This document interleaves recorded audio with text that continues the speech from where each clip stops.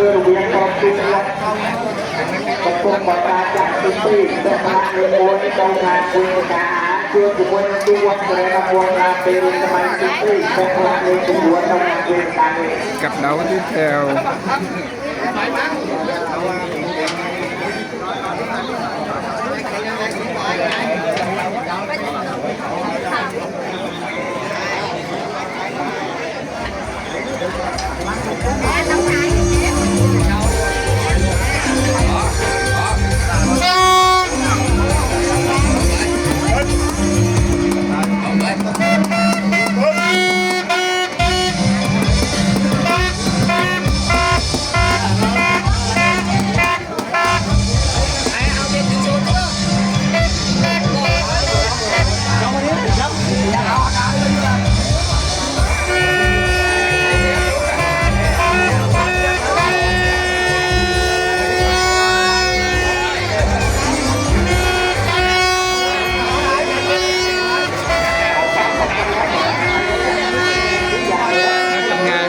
rồi mà tiên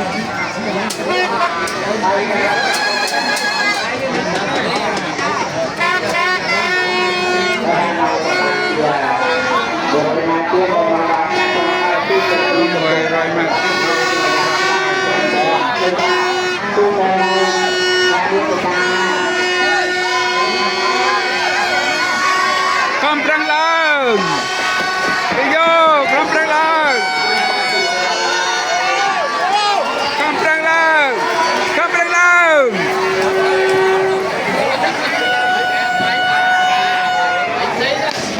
no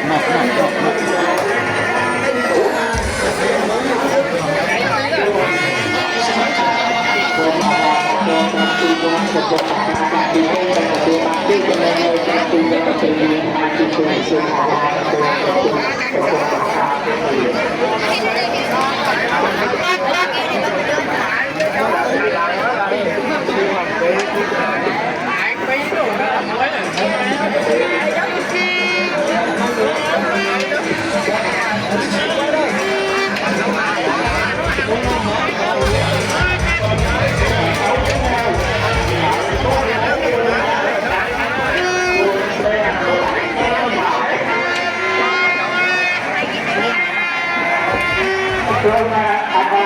จะคุณตูจา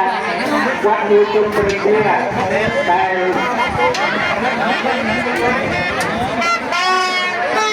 ผมพูดแต่ตลาดตามมาทำแต่ว่าคือ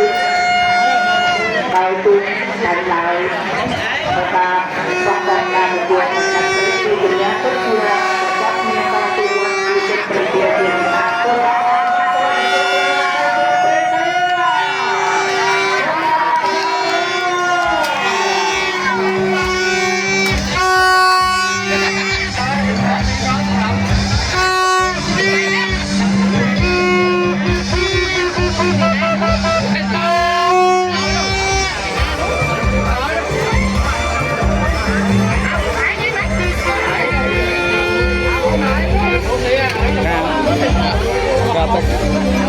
Kata kelihatan.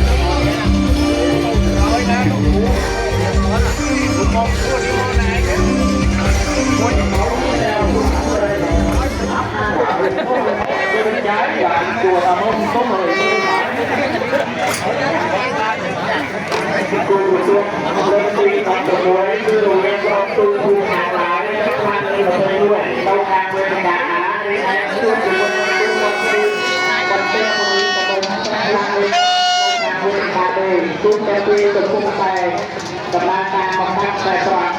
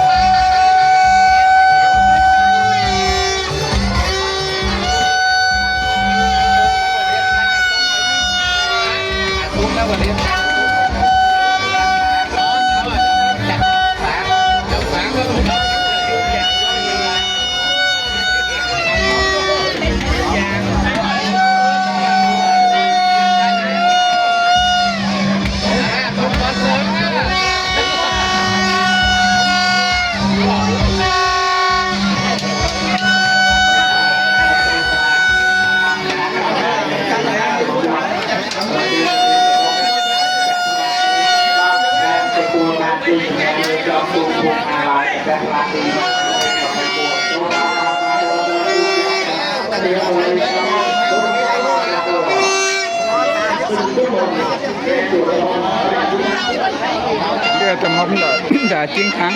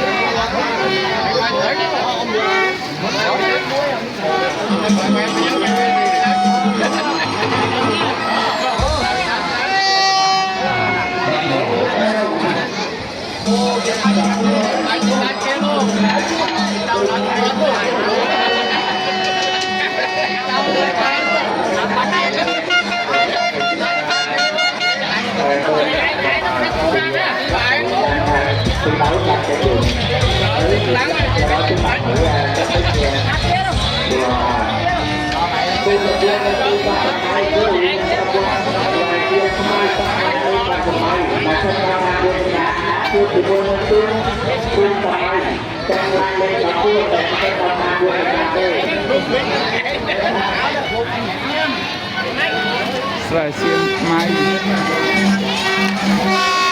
con prang lên Hãy subscribe cho kênh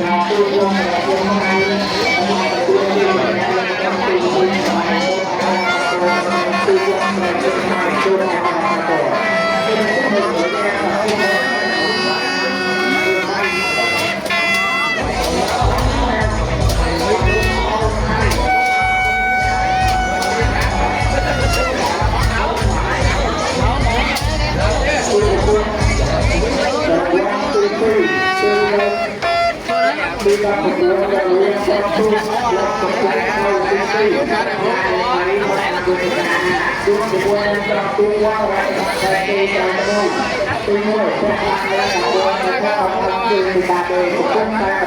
bỏ lỡ những video